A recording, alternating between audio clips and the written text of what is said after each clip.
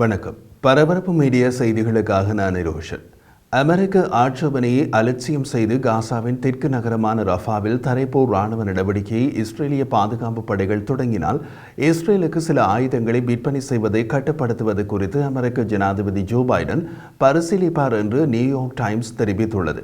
இஸ்ரேலுக்கான $17 billion ராணுவ உதவி பொதியில் Biden புதன்கிழமை கையெழுத்திட்டார். ஆனாலும் கூட நியூயார்க் டைம்ஸ் கட்டுரையாளர் தாமஸ் ஃப்ரைட்மேன் அது பற்றி எழுதிய போது ஜோ பைடன் நிர்வாகத்தின் ஆட்சேபனையை அலட்சியம் செய்து இஸ்ரேல் ரஃபாவுக்கு ஒரு பெரிய ராணுவ நடவடிக்கையை மேற்கொண்டால் ஜனாதிபதி ஜோ பைடன் இஸ்ரேலுக்கு சில ஆயுத விற்பனையை கட்டுப்படுத்துவது குறித்து பரிசீலிப்பார் என்று அமெரிக்க அதிகாரிகள் என்னிடம் கூறுகிறார்கள். நியூயார்க் டைம்ஸ் கட்டுரையாளர் தாமஸ் ஃப்ரைட்மேன் அமெரிக்க ஜனாதிபதி ஜோ பைடனுக்கு நெருக்கமானவர் என்று அறியப்பட்டவர். சமீப மாதங்களில் நியூயார்க் டைம்ஸின் ஃப்ரைட்மேன் எழுதிய கட்டுரையில் அவர் தெரிவித்த போது அது பெரும்பாலும் சரியாகவே இருந்தது. தற்போது அவர் எழுதியுள்ள கட்டுரையில் போருக்கு பின் காசாவின் ஆட்சிக்கான முன்மொழிவு இஸ்ரேலிடம் இருக்க வேண்டும் என்று அமெரிக்கா எதிர்பார்க்கிறது. அத்துடன் இரு நாடுகளின் தீர்வுக்கான எந்த நம்பிக்கையும் இல்லாமல் ரஃபாவில் நடத்தப்படும் ராணுவ நடவடிக்கை இஸ்ரேலை மேலும் பலவீனப்படுத்தும் என்று எழுதினார். இரு நாடுகளின் தீர்வு என்று குறிப்பிடப்படுவது இஸ்ரேல் பாலஸ்தீனம் அருகருகே இரு நாடுகள். அமெரிக்கா நீண்ட காலமாக அதை ஆதரிக்கிறது. இஸ்ரேலிய பிரதமர் பெஞ்சமின் நேதன்யாகு அது சாத்தியமற்றது என்கிறார். இரு நாடுகளின் தீர்வை ஏற்றுக்கொள்ளாவிட்டால் இஸ்ரேல் உலகளாவிய தனிமைப்படுத்தலுக்கு போக வேண்டியிருக்கும் என்று கருதும் பைடன் நிர்வாகம் இஸ்ரேலிடம் அந்த தீர்வை கட்டாயப்படுத்துகிறது. அமெரிக்க அதிகாரிகள் ஃப்ரைட்மேனிடம் ஈராக்கில் அமெரிக்கா செய்த தவறுகளை இஸ்ரேல் மீண்டும் செய்யக்கூடும் என்ற கவலையின் மத்தியில் இஸ்ரேலுக்கான ஆயுத விற்பனையில் சாத்தியமான கட்டுப்பாடு வரலாம் என்று தெரிவித்துள்ளார்கள். தெற்கு காசா நகரமான ரஃபாவில் நம்பகமான ராணுவ திட்டம் இல்லாமல் ஒரு தரைப்போர் ராணுவ நடவடிக்கையை தொடங்கினால் ஈராக்கில் அமெரிக்காவுக்கு ஏற்பட்ட விளைவுகள் இஸ்ரேலுக்கு ஏற்படும் என்று அமெரிக்க அதிகாரிகள் கணித்துள்ளார்கள். ஃப்ரைட்மேனின் கூற்றுப்படி இஸ்ரேலிய பிரதமர் பெஞ்சமின் நேதன்யாகுவுக்கு அமெரிக்கா சில தேர்வுகளை கொடுத்துள்ளது. காசாவிற்கான அரபு அமைதி காக்கும் படை ஒரு தேர்வு, சவுதி அரேபியாவுடன் நல்லிணக்க ஒப்பந்தம் இரண்டாவது தேர்வு, மூன்றாவது தேர்வு ஈரானுக்கு எதிராக அமெரிக்கா தலைமையிலான கூட்டணியின் நேரடி ராணுவ நடவடிக்கை. அவர்கள் குறிப்பிடும் மூன்றாவது தேர்வுதான் இஸ்ரேல் மீது டெஹ்ரானால் ஏவப்பட்ட 300க்கும் மேற்பட்ட ஏவுகணைகள் மற்றும் ஆளற்ற விமானங்களை சுட்டு வீழ்த்த அமெரிக்காவும் நட்பு நாடுகளின் கூட்டணியும் நேரடியாக ராணுவ நடவடிக்கையில் ஈடுபட்டது. இந்த 3 தேர்வுகளும் வேண்டுமானால் சரியான போர்த்திட்டம் இல்லாமல் ரஃபாவில் தரைப்போரை தொடங்கக்கூடாது. அமெரிக்கா தொடுத்துள்ள 3 தேர்வுகளை விடவும் ரஃபாவில் தரைப்போரை தொடங்குவது முக்கியமா என்பதை இஸ்ரேலிய பிரதமர் பெஞ்சமின் நேதன்யாகு தீர்மானிக்க வேண்டும். ரஃபா வேண்டுமா அல்லது ரியாத் வேண்டுமா என்பதை முடிவெடுப்பதன் அவசியத்தை இஸ்ரேலியர்களுக்கு அமெரிக்கா விளக்கியுள்ளது என்று ஃப்ரைட்மேன் கூறுகிறார்.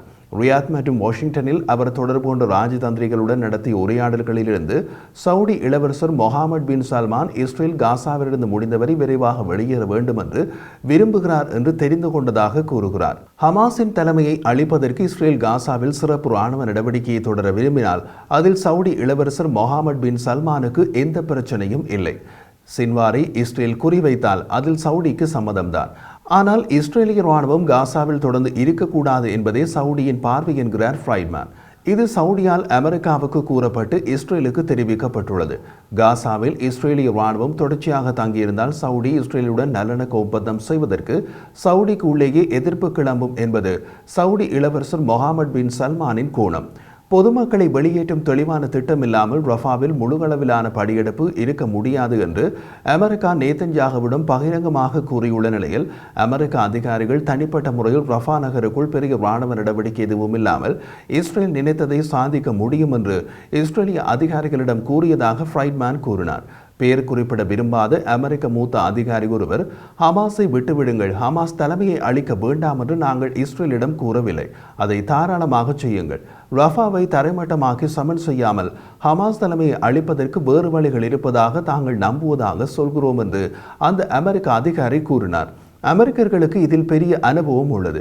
பெரிய போர் புரியாமல் தலைமைகள் பலவற்றை அளித்துள்ளார்கள். அமெரிக்கர்களின் பட்டியல் நீளமானது. ஈரானிய தளபதி ஹசீம் சுலைமானி, பின் லாடன், ஐமன் அல் ஜவாஹிரி என்று பட்டியல் நீள்கின்றது. ஹமாஸ் தலைவர்கள் மற்றும் பல செயற்பாட்டாளர்கள் ரஃபாவில் மறைந்திருப்பதாக இஸ்ரேல் நம்புகிறது. மேலும் ஹமாஸ் தலைமையிலான அக்டோபர் 7ஆம் தேதி தாக்குதல்களில் கடத்தப்பட்டு மீதமுள்ள 129 பணிய கைதிகளில் உயிருடன் இருப்பவர்களை ரஃபா நகரத்தில் தடுத்து வைத்துள்ளார்கள் என்றும் இஸ்ரேல் நம்புகிறது. நியூயார்க் டைம்ஸ் இப்போது வெளியிட்ட கட்டுரை மற்றொரு ஊடகமான பொலிட்டிகோவின் கட்டுரையுடன் ஒத்துப்போகிறது. அதில் பேசிய 4 அமெரிக்க அதிகாரிகள் ஆயுத விநியோகத்தை கட்டுப்படுத்துவது குறித்து ஜோ பைடன் இன்னமும் முடிவெடுக்கவில்லை என்றாலும் அவர் அவ்வாறு செய்ய தூண்டப்படலாம் என்று கூறப்பட்டுள்ளது. ரஃபா நடவடிக்கையை பாலஸ்தீனிய பொதுமக்களுக்கு ஆபத்தை விளைவிக்கும் என்றால் இஸ்ரேலுக்கு சில ஆயுதங்கள் மறுக்கப்படலாம் என்பது சாத்தியமே. அமெரிக்க ஆயுத ஏற்றுமதி கட்டுப்பாட்டு சட்டம் அமெரிக்க காங்கிரசுக்கு ஒரு அதிகாரத்தை கொடுக்கிறது. ஒரு வெளிநாட்டு ஆயுத விற்பனையை மறுப்பு தீர்மானத்தை நிறைவேற்றுவதன் மூலம் நிறுத்துவதற்கான உரிமையை வழங்குகிறது. அத்தகைய தீர்மானம் எதுவும் இஸ்ரேலுக்கு எதிராக காங்கிரஸில் நிறைவேற்றப்படவில்லை. அத்துடன் அப்படியான காங்கிரஸ் தீர்மானம் எதுவும் அமெரிக்க ஜனாதிபதியின் வீட்டோ அதிகாரத்திலிருந்து தப்பிக்கவில்லை. உதாரணமாக சவுடிக்கு ஆயுதம் விற்கக்கூடாது என்று அமெரிக்க காங்கிரஸில் தீர்மானம் நிறைவேற்றப்பட்டது.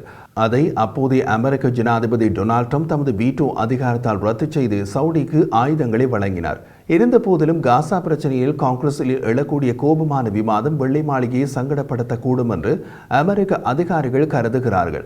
ரஃபாவில் ஒரு பெரிய தரைவழி தாக்குதலுக்கு தேவையான அனைத்து முன்னேற்பாடுகளையும் இஸ்ரேலிய பாதுகாப்பு படைகள் மேற்கொண்டுள்ளதாகவும் அரசாங்கத்தின் அனுமதி கிடைத்தவுடன் ஒரு இராணுவ நடவடிக்கையை தொடங்க முடியும் என்று மூத்த இஸ்ரேலிய பாதுகாப்பு அதிகாரி தெரிவித்தார். இஸ்ரேல் ரஃபாவை காசா பகுதியில் உள்ள கடைசி ஹமாஸ் கோட்டையாக கருதுகிறது.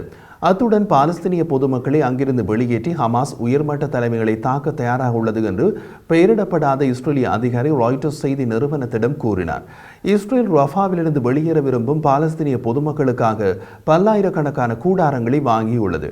காசாவில் கான் யூனிஸ் அருகே ஒரு கூடார நகரம் அமைக்கப்படுவதை செயற்கைக்கோள் படங்கள் காட்டுகின்றன.